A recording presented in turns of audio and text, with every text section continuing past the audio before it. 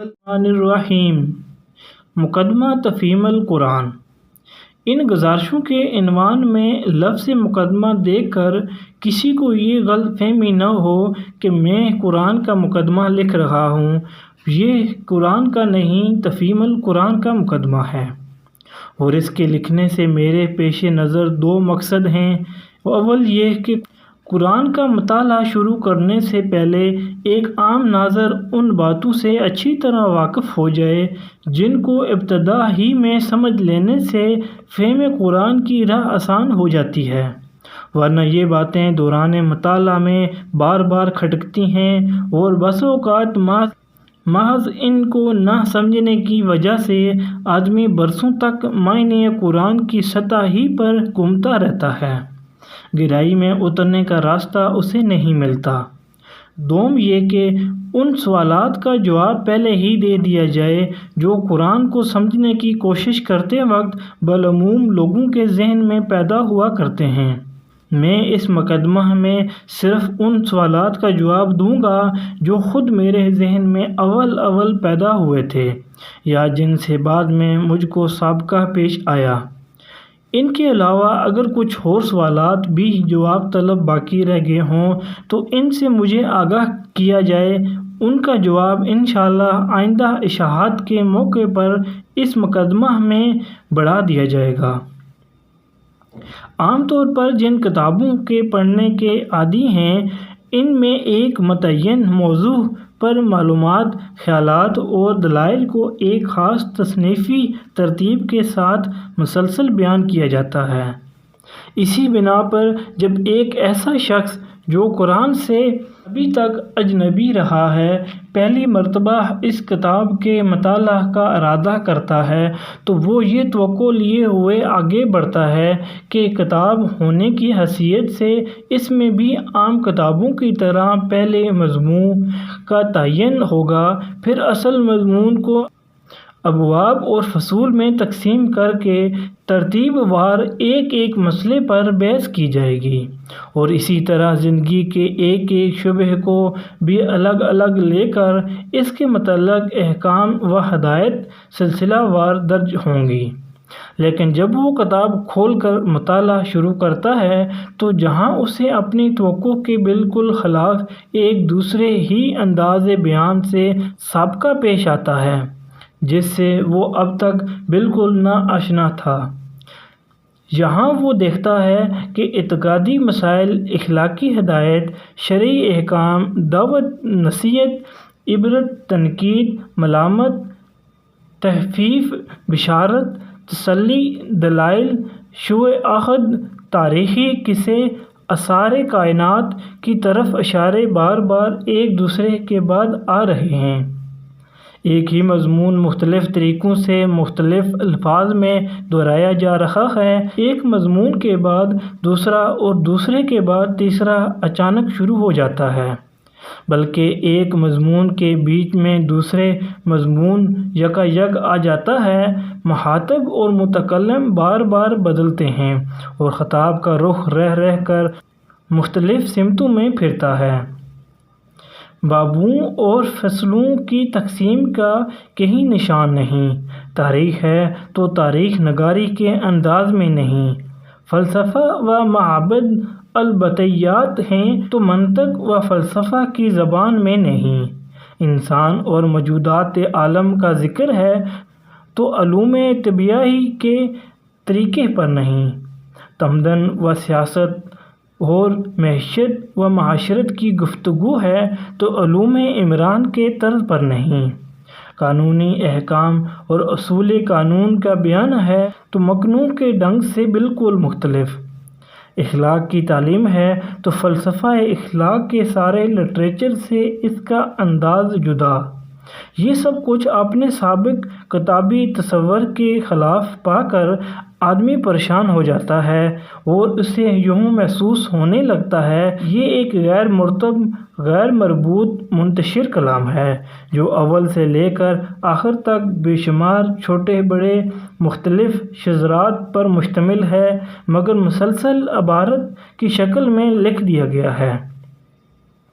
مخالفانہ نقطہ نظر سے دیکھنے والا اسی پر طرح طرح کے اعتراضات کی بنا رکھ دیتا ہے، اور موافقانہ نقطہ نظر رکھنے والا کبھی معنی کی طرف سے آنکھیں بند کر کے شکوک سے بچنے کی کوشش کرتا ہے، کبھی اس ظاہری بے ترتیبی کی تعویلیں کر کے اپنے دل کو سمجھا لیتا ہے، کبھی مصنوعی طریقے سے ربط تلاش کر کے عجیب عجیب نتائج نکالتا ہے، کبھی نظریہ شذرات کو قبول کر لیتا ہے، جس کی وجہ سے ہر آیت اپنے سیاق و سباق سے الگ ہو کر ایسی معنی افرینیوں کی اماج گاہ بن جاتی ہے جو قائل کے منشا کے خلاف ہوتی ہے۔ پھر ایک کتاب کو اچھی طرح سمجھنے کے لیے ضروری ہے کہ پڑھنے والے کو اس کا موضوع معلوم ہو، اس کے مقصد و مدعا اور اس کے مرکزی مضمون کا علم ہو، اس کے انداز بیان سے واقفیت ہو، اس کی اصطلاحی زبان اور اس کے مخصوص طرز تعبیر سے شناسائی ہو، اور اس کے بیانات اپنی ظاہری عبارت کے پیچھے جن کا احوال و معاملات سے تعلق رکھتے ہوں وہ بھی نظر کے سامنے رہیں۔ عام طور پر جو کتابیں ہم پڑھتے ہیں ان میں یہ چیزیں بآسانی مل جاتی ہیں، اس لیے ان کے مضامین کی تہ تک پہنچنے میں ہمیں کوئی بڑی زحمت نہیں ہوتی، مگر قرآن میں یہ اس طرح نہیں ملتی جس طرح ہم دوسری کتابوں میں انہیں پانے کے عادی رہے ہیں۔ اس لیے ایک عام کتاب خواہ کسی ذہنیت لے کر جب ہم میں کوئی شخص قرآن کا مطالعہ شروع کرتا ہے تو اسے کتاب کے موضوع، مدعا اور مرکزی مضمون کا سراغ نہیں ملتا، اس کا انداز بیان اور طرز تعبیر بھی اسے کچھ اجنبی سا محسوس ہوتا ہے، اور اکثر مقامات پر اس کی عبارات کا پس منظر بھی اس کی نگاہوں سے اوجھل رہتا ہے۔ نتیجہ یہ ہوتا ہے کہ متفرق آیات میں حکمت کے جو موتی بکھرے ہوئے ہیں ان سے کم و بیش مستفید ہونے کے باوجود آدمی کلام اللہ کی اصل روح تک پہنچنے سے محروم رہ جاتا ہے، وہ علم کتاب حاصل کرنے کے بجائے اس کو کتاب کے محض چند منتشر نکات و فوائد پر قناعت کر لینی پڑتی ہے، بلکہ اکثر لوگ جو قرآن کا مطالعہ کر کے شبہات میں مبتلا ہو جاتے ہیں ان کے بھٹکنے کی ایک وجہ یہ بھی ہے کہ فہم کتاب کے ان ضروری مبادی سے ناواقف رہتے ہوئے جب وہ قرآن کو پڑھتے ہیں تو اس کی صفحات پر مختلف مضامین انہیں بکھرے ہوئے نظر آتے ہیں، بکثرت آیات کا مطلب ان پر نہیں کھلتا، بہت سی آیات کو دیکھتے ہیں کہ بجائے خود نور حکمت سے جگمگا رہی ہیں مگر سیاق عبارت میں بالکل بے جوڑ محسوس ہوتی ہیں۔ متعدد مقامات پر تعبیرات اور اسلوب بیان کی ناواقفیت انہیں اصل مطلب سے ہٹا کر کسی اور ہی طرف لے جاتی ہے، اور اکثر موقع پر پس منظر کا صحیح علم نہ ہونے سے شدید غلط فہمیاں پیش آتی ہیں۔ قرآن کس قسم کی کتاب ہے، اس کے نزول کی کیفیت اور اس کی ترتیب کی نوعیت کیا ہے، اس کا موضوع گفتگو کیا ہے، اس کی ساری بحث کس مدعا کے لیے ہے، کس مرکزی مضمون کے ساتھ اس کے بے شمار مختلف انواع مضامین وابستہ ہیں، کیا طرز استدلال اور کیا طرز بیان اس نے اپنے مدعا کے لیے اختیار کیا ہے، یہ اور ایسے ہی دوسرے چند ضروری سوالات ہیں جن کا جواب صاف اور سیدھے طریقے سے اگر آدمی کو ابتدا ہی میں مل جائے تو وہ بہت سے خطرات سے بچ سکتا ہے،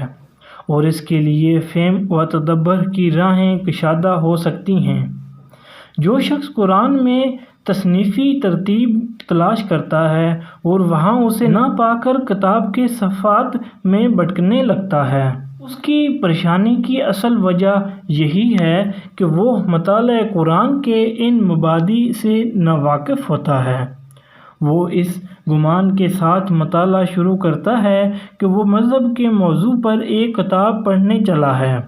مذہب کا موضوع اور کتاب، ان دونوں کا تصور اس کے ذہن میں وہی ہوتا ہے جو بالعموم مذہب اور کتاب کے متعلق ذہنوں میں پایا جاتا ہے،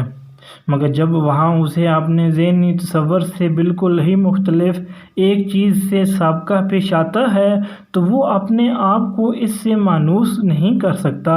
اور سررشتہ مضمون ہاتھ نہ آنے کے باعث بین السطوریوں بھٹکنا شروع کر دیتا ہے،